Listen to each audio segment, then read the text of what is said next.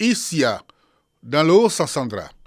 Ici, certains jeunes donnent l'impression dans leurs propos d'être des oubliés des fonds gouvernementaux de financement de projets de la jeunesse ivoirienne, au moment même où d'autres louent l'avènement de ces projets. Des bénéficiaires exemplaires qui ne manquent pas de recevoir des mots d'encouragement des élus et cadres. Le projet permis de conduire, il faut le dire clairement, nous n'avons pas payé 5 francs. En m'inscrivant, au début, je n'y croyais pas du tout. Mais quelques jours plus tard, on m'a appelé pour dire que j'ai été retenu ici parmi les élus. J'ai reçu exactement 600 000.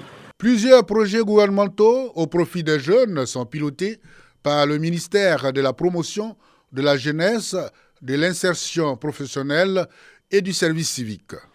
Entre autres projets, Agir, activité génératrice de revenus, et TIMO, travaux à haute intensité de main-d'œuvre.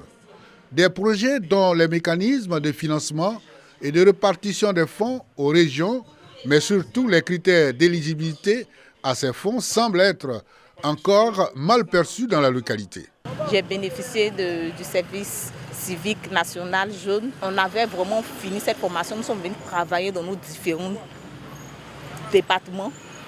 Nous avons vraiment rencontré quelques difficultés et nous avons soumis ce problème vraiment au ministre. Pour éclairer la lanterne des concernés, le ministre en charge de ces projets a approché la jeunesse de la localité dans le cadre de son activité appelée « Rendez-vous avec les jeunes ».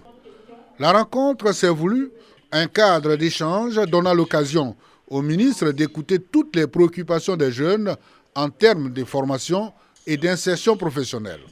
Pour Touré Mamadou, plus de 1000 jeunes d'ICIA ont reçu des fonds de plus de 400 millions de francs CFA pour le financement de leurs projets. C'est près de 1884 personnes qui étaient bénéficiaires ici à ICIA pour 487 638 400 francs CFA. Parlant de la lenteur dans le décaissement au niveau des banques, le ministre de soutenir que des décisions sont prises pour accélérer le processus. Même si certains encore n'ont pas encore remboursé, j'ai noté en tant que ministre de l'Insertion professionnelle que la COPEC avait beaucoup de retard dans le processus Agir 3.